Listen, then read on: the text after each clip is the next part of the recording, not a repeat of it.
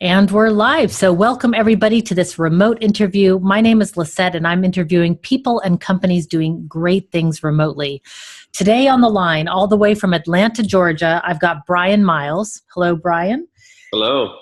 Bryan, you're the co-founder of a company called BELAY. It's a premium staffing company that pairs virtual assistants with executives. That's sort of my short version of it. I'll let you explain it later. You've grown your company from 2 people to over 60 people without an office space. And you're the author of a book, which is on my list right now, called Virtual Culture: The Way We Work Doesn't Work Anymore. Sounds like something that people definitely need to get. So we're going to dive into that. But let's start with the first question. What does your virtual office look like? What do you need to get your work done? Well, I'm talking to you from my virtual office. It's our house, where, what you mentioned earlier about our business. We've grown our company to 60 full-time employees that are based here in Metro Atlanta, and all of them work from their homes as well. We don't have an actual headquarters office, like an actual physical office. And those 60 people that are kind of on our headquarters team, we manage about another 550 people that do the work of our business every day. So our team collectively, if you include our employees and contractors, we're around 625, 630 people right now, all working remote. It's no easy chore, but what we figured out is an office is only a place you go to. It really doesn't define the thing you do in terms of work. And so we've just constantly pushed back the naysayers to say that when you get to a certain size of a business, you need to have an office. We just say, no, that's not true. In fact, we think that you can scale quicker without one. And we've proven that, at least for our business. And we haven't missed a beat. We've actually, to kind of prove the point that we think that you can, scale and grow a business, we went and applied for an award where a third party had to basically interview you. And Entrepreneur Magazine ranked us as the #1 company culture through third-party testing. There was nothing we could do to impact that, and we won over 50 different companies based in the U.S. So we were really excited about the fact that our culture was very much intact without an actual physical office. Indeed. And I love to just show people that, hey, I know there are skeptics about scaling remote companies, but here's proof right here. So It is possible. It can be done. And we're going to hopefully learn the secrets of your success today to share with people. So tell me a little bit about BELAY and your company. You said you have 60 employees, all based in Atlanta. Why? That's right. Why Atlanta? Well, early on, as we were growing and we were developing our team, we had my wife and I, her name is Shannon. We started our business with our own money. So we bootstrapped our business, and we felt like in the early days, our team needed to be in Atlanta so that if we needed to circle the wagons really quick, they would at least be here in Atlanta. I wouldn't have to put people on airplanes. Wouldn't have to put them up in hotels. They could just go home at night. And so what we said was, okay, you can work from home, but you just got to be in Metro Atlanta. And we're blessed with 8 million people that live here in Metro Atlanta. It's a nice workforce of, white collar folks that have done account management and sales and things that we needed as we scaled our business. Now, if you're a contractor, which are the ones that are actually doing the work with our clients, then you can be anywhere in the United States. Currently, we're entertaining ideas of how we can start to become a bit more global as other markets have approached us with our services. But as of today, currently, we work in the United States and Canada. And our contractors are really just, all of them are based in the U.S. today. And a lot of it's just because we understand labor law in the U.S. and we want to be compliant and all those good things. To answer your question specifically, those 60 people are kind of non-client facing corporate roles: HR, sales, marketing, account management, myself. And we're all here in Metro Atlanta. So when we need to meet face to face, we can do that. But most days it's like this, it's over a Zoom call. So why did you decide to do it all remote? When I started this business with my wife, I valued my autonomy. I value my freedom, and I didn't want to create a business that I was going to become a slave to. And nor did my wife. She came from a Fortune 10 company where she went into an office every day. I was in sales and I traveled a lot, so I kind of worked remote already. But I just didn't want to become a slave to the business that I fell in love with as we started it. And we realized that you can have maximum impact and create a meaningful company, and you just don't need an office to do that. You just got to be good at communicating the things that matter to your employees and making sure that your leaders are equipped and resourced. And then that everybody's pointing to a singular, big, hairy why for why the business exists. And people feel like every day they're connected to that, and they're pointing in that direction. And we've been able to do that. So how do you communicate with each other throughout the day? What are the tools that you use? What are your loops that you use? Yeah, so we use various ones, and now we've standardized all that. So it's kind of like if you're going to use a project management tool, it's going to be Basecamp. So we have an enterprise application. We use Dropbox for file management. We use Infusionsoft for all of our sales pipeline management, our account management, some accounting functions. Our sales team uses Slack to communicate. I think of course we use Zoom. We have an enterprise account with Zoom in terms of communication. And then we use the Google Apps platform for all the things that we do in terms of email and calendar and that type of communication. And that's it. It's pretty straightforward. It's all web-based. It's funny. It's funny that you say that's it, because for some people that's a lot of tools. But, because back in the day it was Microsoft Office and everybody just used the Microsoft Office toolkit. And now we've really That's right. Yeah. But right. As your business grows, and we dealt with this too, is, you'd have people that go, well, I want to use my application, or I want to use mine, and if you're going to grow and scale, you have to put systems and processes in place. And we just said, look, and we have an IT manager now inside of our business. And, we're fortunate to have positions like that now where they can test things and make sure that it makes sense, and they're administrators of the application. So, but in the early days, it was kind of the Wild West. We were trying to scale and grow a business as we were selling our services. And we just said, okay, we're going to be grown-ups now. We've all got to use the same application. We've all got to learn it together. And we did that probably 5 years ago in our business. Yeah, no, it only makes sense. I mean, you have to have systems and processes in place. I think that's sort of the number one advice everybody gives for scaling. Yeah. Yeah. Don't have it be the Wild West and scale. That's right. And at some point, you have to basically say goodbye to being a startup. You have to put your, big boy panties on and do the things you need to do and grow the company. And the things that you did in the early days don't necessarily translate to the way you need to grow and be a business in its future. And so you have to change and adapt. And that's what we did. How did you find your employees? And how did you know that they would be good at working remotely? Yeah, well, in the early days, and even still to some extent today, and we classify our employees as our folks here in Atlanta, our W-2 employees, but our contractors, we also get them very similar. And it's really through referral. It's people that have found a job of meaning, and they also get to do that from home, and they have workplace flexibility. They get to be a successful career person, but they also get to be a successful mom, or they get to be a successful dad. And we found people that value work-life integration.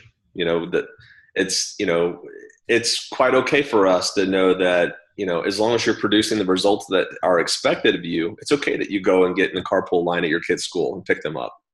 Or you got to take them to a dentist appointment, or you want to have a cool, great lunch with your spouse. That's life. And to rob employees of that just seems silly to us. And so we basically, what we found is when we create an environment like that, I jokingly tell my team, I'm ruining them for life. There's no way they're going to go work somewhere else, because they have something really special. They've got great benefits. They've got, great things, and they get to work from home. And when you give somebody that, it's really hard for them.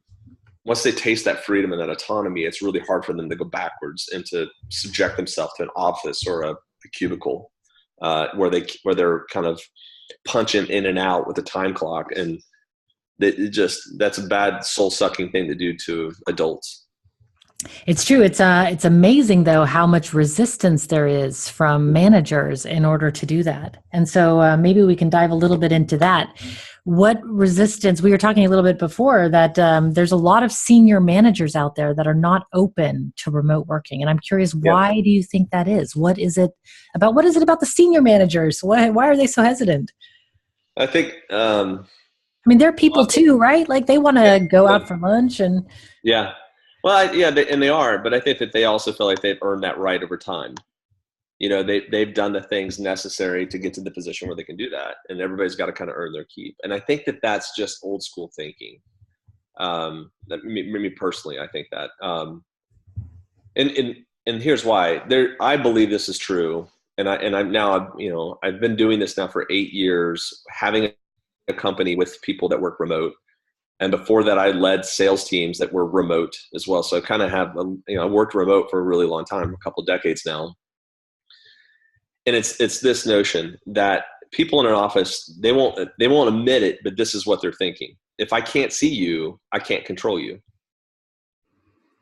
Yeah. And that drives people nuts. If they can't see you, they can't control you. And so the opposite of that is that a leader has to decide to give up trust, to pre-decide to trust people to do the job that's expected. And that's really hard for leaders to do. Yeah. Because what you're doing is you're telling them, I trust you with the result, and I'm going to be here to help you, but I trust you with the result, versus where I can see you, I can control you, and I can tell you every single thing to do and all the tasks that equal the result. And right. that's a big difference. So I just see that. I mean, I talk to enough leaders and businesses struggling right now because their workforce is demanding that they get the opportunity to work from home at least one day a week. And they're scratching their head like, I don't know, this is going to change us. And it is. And they can either proactively address it or they can reactively lose great people. Right. Yeah, indeed. It seems like the younger generations are not going to stand for, sitting in a cubicle farm from 9 to 5. I mean, I certainly put in my time there and I didn't like it at all. Yeah. Yeah. I quit a really great job to work in a restaurant because I hated the cubicle farm. And I think I'm not alone. I wasn't so wild like my dad thought I was. For me, I worked in a cubicle right out of college, and what it felt like to me is I was put in a playpen for an adult. Right. And I hated that feeling because, it was just like you sit here and it just did not sit well with me. And it kind of goes to that. I think the deeper workings of this come from the industrial age, because if you think about the way things were built during the industrial age and the boom of manufacturing, what would happen is you'd put your workers in the middle, and then you put your managers around them. So there'd be the factory floor with workers, and then there'd be managers kind of circling around them, making sure they were squeezing productivity and efficiency out of them. Well, if you go right now and you think about every corporate office space anywhere in the world, what do? You put people in cubicles in the middle, and you put managers on the outside around them. It's a holdout of industrial age thinking, where if I can see you, I can control you. Right. And virtual says I have to trust you to execute on a result. And it's a mind shift that's occurring. Indeed. So how do you keep your team aligned then? What systems and processes have you put in place in order to, and do you have core hours? Like how does it work? We do. That's a great question. I'll address the core hours. It's really just business hours, Monday through Friday, about 8 to about 5. Some roles, maybe they have to take a sales call at 7:00 at night occasionally. But I think that the bigger answer to that is it starts with the leaders. I have to be worth following as a leader, which means that if I say that we need to have normal business hours and you need to stop emailing and be a mom or a dad or a husband or wife or friend or whatever, then I can't be emailing people at 8:00 at night and expecting them to reply to me. So it starts with me as the leader. And so I've worked really hard with our leaders to be a leader worth following and coaching that in our business down. So the things that we do to kind of connect people to result is we start with the company's fiscal year defining objectives. And we have 4 key objectives that we go through. And then our leadership team is responsible for aspects of those objectives. And then we communicate those objectives consistently through the course of the year, how we're doing.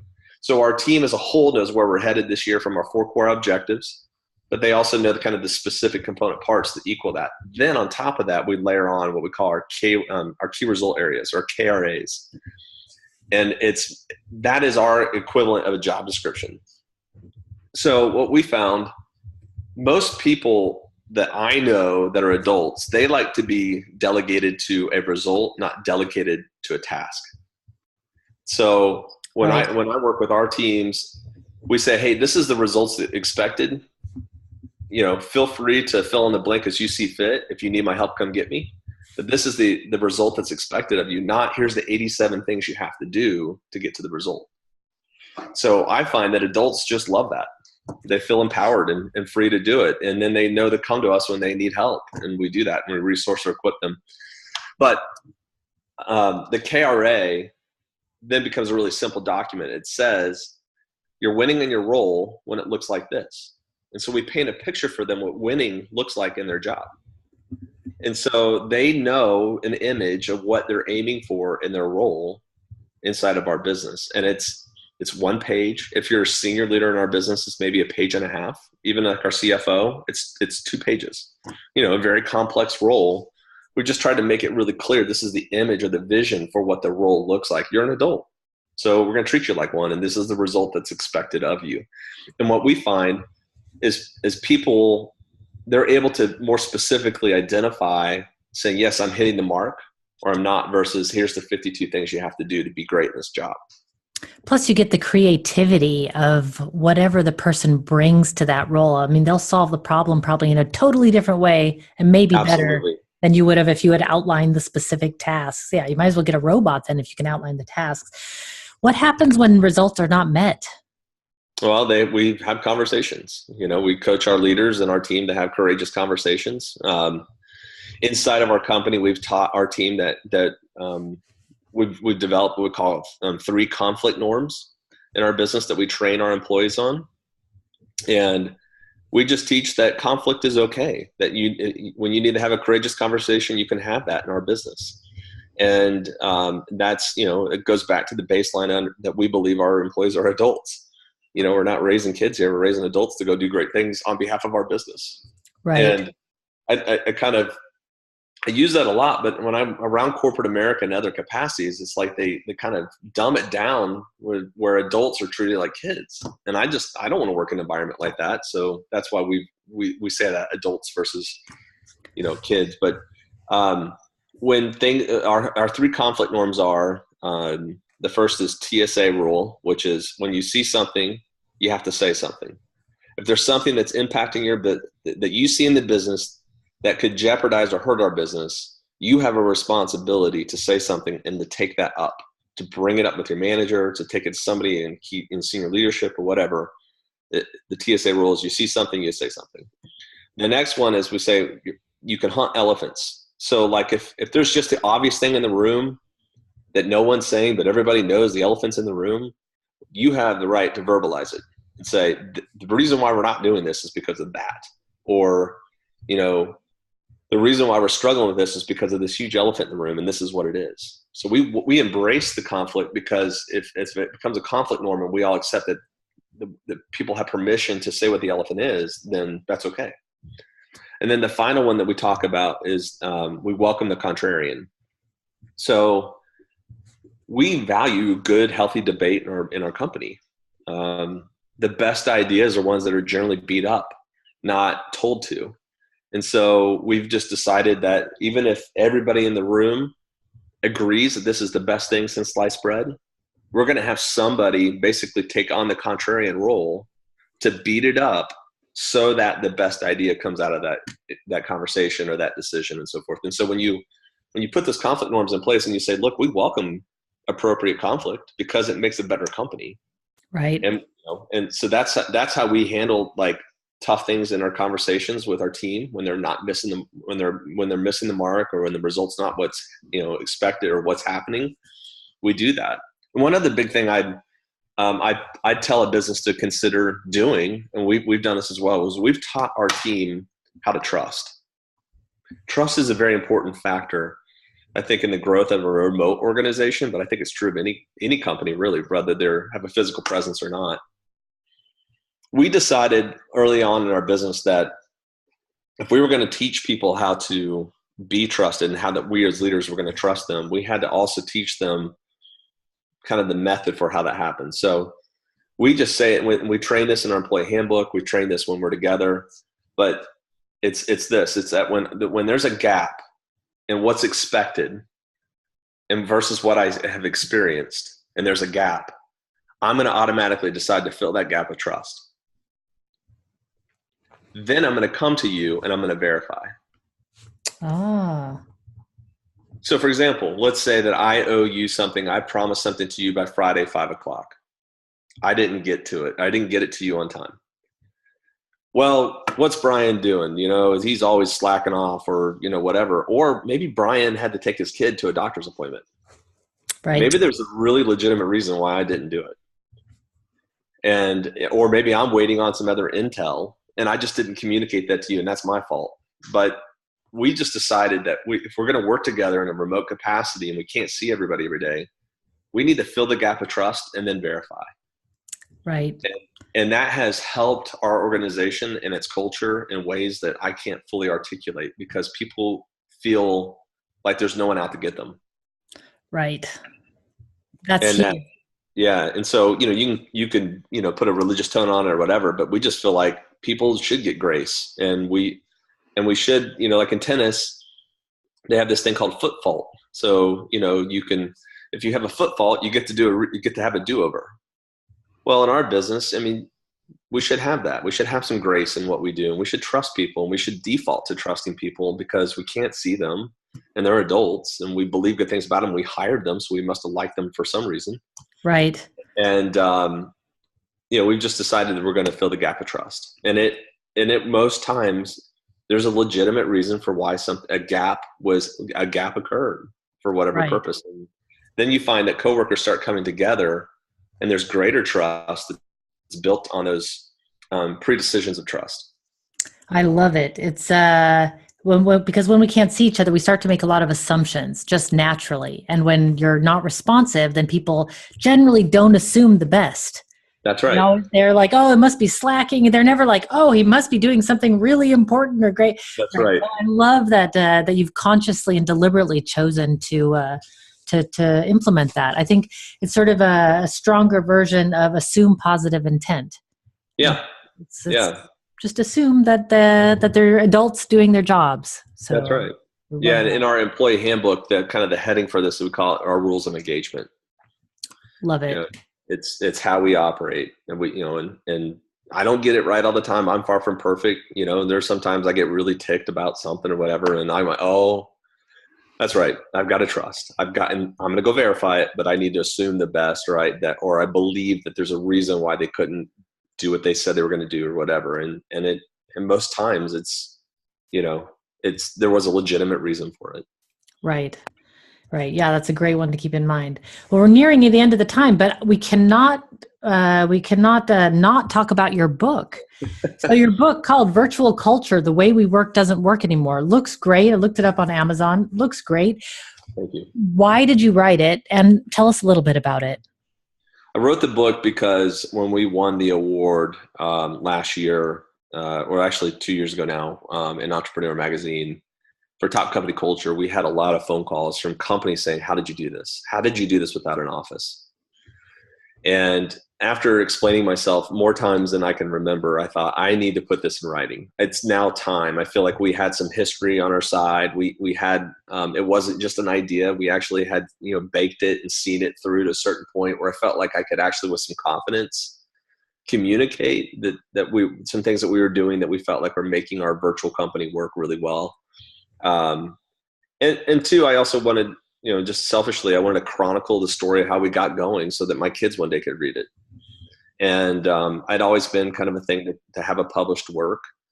And, so it kind of checked that box as well for me from a personal standpoint. But it's our playbook for how we've created a virtual organization. It's not the playbook. I put a lot of time into it in terms of even the things that I've shared a little bit with you on this podcast. Some of our best practices that we've done, that if companies want to, replicate that or steal it and make it their own, that's awesome. And just kind of some practical tools and tips along the way that can help an organization as they're considering. I also put a really cool case study in there of an organization that's a pretty large organization in Nashville that shed 75% of its corporate workspace. Now, that represented about 3,400 jobs going and working from home when they made that change. So, this is not a small company, and they were brave, but they wanted to be an organization into the future, which meant that they had to start looking at workplace different for their older business in terms of how they had operated in the decades before. So it's not just our story; it's other stories as well that I share that I think will give decision makers or hiring managers or owners of businesses some confidence that there's a growing trend in this direction. Yeah, and it can be a win-win for everybody. Mm-hmm. I think. I mean, it's definitely a win for employees, but it definitely can be a win for employers as well. I would think having adults working for you and lowering your office space. I mean, that's a huge cost. Office space is a huge cost. So I think for businesses, cost alone is something to look at. For sure. Just the dollars alone are fantastic. I tell this to employers when they're saying like, well, why would I do this outside the context of real estate? Well, one, real estate's incredibly expensive, but two, I think that when you give employees the ability to work from home or to have freedom with their job, they're held to a standard of a result that's expected of them. They become more loyal, they become more efficient, and they become happier. And who would not want happy employees on their team? I mean, it seems like the holy grail of all companies. They're always looking for employee engagement, employee productivity, and happier employees make more productive employees. Yeah, and a greater bottom line for those owners or stakeholders in that business. I think that the winds are shifting in terms of what workplace looks like. I think that right now you can have big businesses like IBM or some other well-known companies that can, put their head in the sand and say, no, everybody back in an office. But I think that they're fighting a losing battle. I really do, because I've talked to enough large organizations that are out there, especially in the US, that are really struggling with this because the demands are, hey, I want to start working from home all the more. Why do I need to be here? And they don't really have a good answer, and they're just putting their head in the sand over it. So I just think that the time's coming. A tsunami is going to happen in this issue, and I'm not quite sure when exactly it's going to happen, but it's going to happen. Yeah, I think so. Yeah, I think so too, but it's hard for me to be objective. I'm totally skewed on one side. So, second to last question is advice for people who are starting out. Like you've got your company, you're thinking about scaling, what advice would you give? I'd say if you're an organization and you're looking to scale, the quickest way to scale is without an office. No longer can you say that your business is not legitimate if you have an office. True. You are a legitimate organization. You're providing a valuable service or product to people or companies or B2C or B2B, and you just don't need an office to do that anymore. Now, if you're building something, if you've got a bakery and you've got goods, like you're going to have a physical presence. But a lot of things, I'd challenge you do not need an office for. And you get to save that money, and you also get to help people have that workplace autonomy and freedom. And I'd also say that you need to run the numbers. You need to really look at the cost of your business, not just in terms of office space, but the things that they have to have in them, like liability insurance, desks, computers, clean drinking water. Like that all adds up. It's not just a cost per square foot. There's so much more cost that gets burdened onto your business that you could otherwise take and reinvest those dollars back into your business to propel your business forward. And we're one case study of that for BELAY, but there's plenty of other organizations that are fully 100% remote that are growing at rapid pace out there in the market. Yeah, I'm assuming it's just a matter of finding really good people. And that's another question we're not going to get into because otherwise we'll be going on and on how to find and hire really good people. But last question is, what's the best way for people to get in touch with you or learn more about BELAY and your services? Sure. Well, we're very active on social media. So we're out there on Instagram and Facebook and Twitter quite a bit. We also have a blog that we do. You can go see that at belaysolutions.com. You can just go to the blog and then subscribe to that. I'm very active on social media as well, especially on Instagram and Twitter. And I'm at Bryan Miles. And then BELAY Solutions, you can find us by going to our website and linking there. My wife, who we didn't talk about much on this podcast, she's co-founder and co-CEO, and her name is Shannon Miles. So you can follow her too at Shannon K Miles, which is her Twitter and Instagram feeds as well. And she also wrote a book, which she did. It's actually a fantastic book that just launched in a couple weeks ago, and it's doing quite well. It's called The Third Option, and it's how a woman can succeed at both career and family without having to sacrifice both. And it's her story of what she did when we before we started our company at BELAY, and then also in the years after, and seeing all the many stories of life change that have occurred for women specifically that have gone on to have meaningful jobs, but also being wonderful moms as well. And it's her story kind of woven in through all of that. And it's a fantastic read. I highly recommend it. Lovely. I'll also put that in the show notes. So between both of your books, people who want to go remote, sounds like you're covering a lot of ground there. How to be a remote parent, or how to have a business and a career, and then how to have a remote company. So it sounds like the perfect duo. So well, we certainly have tried. It's our first kind of go at this, and we're really proud of the result and the stories that we're hearing as people are reading it and making changes maybe in their business or with their personal life to kind of have that type of opportunity. And it's incredibly satisfying to me as an author to see how we're impacting lives with these books. Yeah, totally lovely. When people say, "Oh, I read your work and it improved at this," and so, I mean, there's no better compliment, right? Oh, it's so great. I'm very thankful. Yeah. Well, thank you so much for your time today and for sharing your story. And for those out there, you can scale remote. Proof is here. So it's just a matter of finding the details. I encourage you to go out and buy Bryan's book, Virtual Culture, The Way We Work Doesn't Work Anymore, and visiting the website. So thanks again, Bryan. I really appreciate it. Thank you so much for the opportunity. I really appreciate it. Thank you. And until next time, everybody, be powerful.